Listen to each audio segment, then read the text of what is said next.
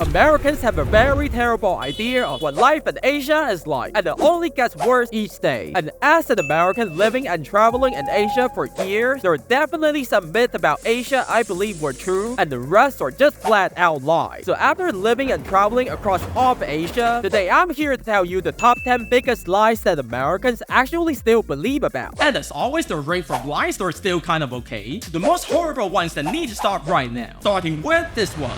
And the first lie America told me is that Asia is a bunch of third world countries and there's nothing but poverty. As growing up in America, it was common to hear people threatening their kids with, "If you don't stop crying and listen, we'll ship you to Asia." As if life in Asia is complete misery or something. First of all, Asia is massive with around 50 countries. Yes, some of them still live in poverty, but it's not the type of poverty you imagine. It's more like a crazy wealth gap where the rich have control over everything and the rest of the society is left behind. But for most people, life is pretty okay and sustainable. But that also means that some of the highest paying jobs like high-tech, software engineer, even though I think AI is taking their jobs, investment banker, and doctor are also located in Asia. So by comparing the cost of living in Asia and Western countries, your salary, even if a bit lower, can actually buy more stuff in Asia. And if you're still not convinced, you can look up the top 10 richest countries in the world to find out that 4 of them are literally countries from Asia. But it only gets way worse down the list because the second lie is that Americans think Asian guys are terrible husbands who don't take care of their family. Now, I grew up in Boston, America, which is considered a diverse city, as the recent data show that 10% of people living in Boston are Asian. But a few decades ago, it was way less than that, so I pretty much grew up hearing my neighbors, other parents, or just random strangers saying they'll marry anyone but Asian. Because apparently, they think Asian boyfriends or dads are exactly the stereotype where we go out to buy milk and just never come back. Or we boss you around like a business manager. But I can see where this idea remotely came from, as I lived in Japan and Korea before, and my friends did complain that some guys are traditional and do behave like that. But most people aren't like that, and most fathers and husbands I know in Asia are some of the nicest human beings you would meet. I mean, there are probably like, 2.5 billion guys in Asia, and the possibility of all of them being terrible husbands and fathers is really unlikely.